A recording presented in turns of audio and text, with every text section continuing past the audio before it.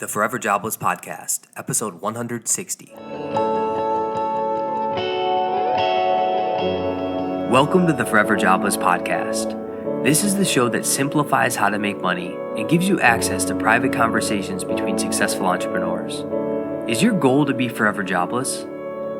Let this podcast be your training ground.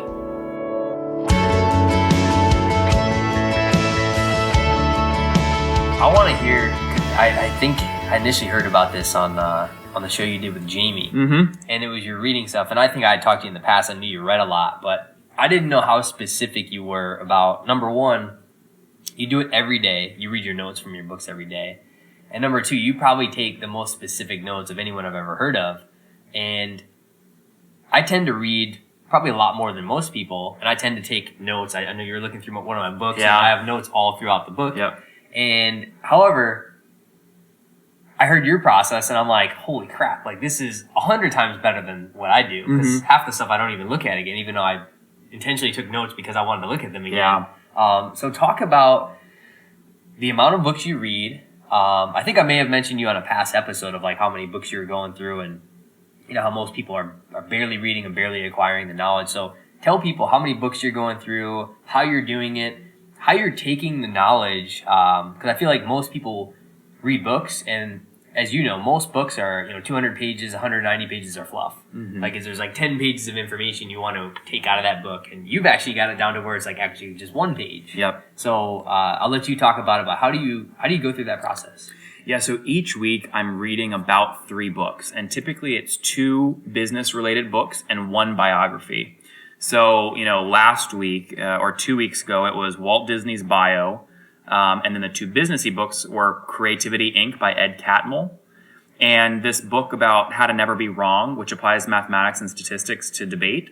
And those 2 were the things that I was reading on the side. So 3 books a week. It typically comes out to like about 1,000 pages per week, because the bio's got 800 or 500 or 600, and the books usually have 100 to 300, the side books. So what I do is while I'm reading, I use a very specific style of pen because I've tested a bunch, and this one allows me to be like the most efficient and take the best notes. It's a $1.99 made by Uniball in Japan. I have a bunch of them because I'm really freaking didn't you scared. buy like 100 of them? Because I'm petrified they're going to stop making them, and then it's going to screw up my whole... That's like Samson's hair for me, right? Like if these Uniball pens go out of sale, I am screwed. My life is kaput. But anyways...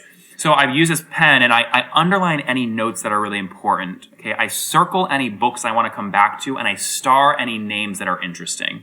And after I read the book, so like I did 2 weeks ago, I finished Creativity Inc. by Ed Catmull. I'll let it sit for a week, and then the Sunday of the second week when it ended, I'll go back to it and pull out and take notes, and I'll just copy any names, any books I circled, or anything I underlined. Yeah. Typically, it's longer than a page, and then I force myself to filter it down to just 1 page of the most useful stuff. That constraint allows me to focus on like the top 80% of the content. Yeah.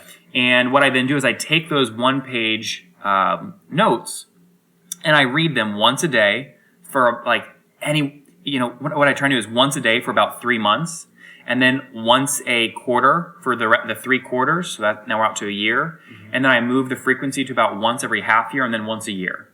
That's awesome. So are you constantly on a daily or weekly basis moving something else out and something else in? Yes. Like do you have it all numbered to where like, you know what, either I know this material or, hey, I've been on this for 30 days or 60 days. Like this moves out to the quarterly pile? Yeah, so I have piles on my desk of books that say to read, reading, and have read.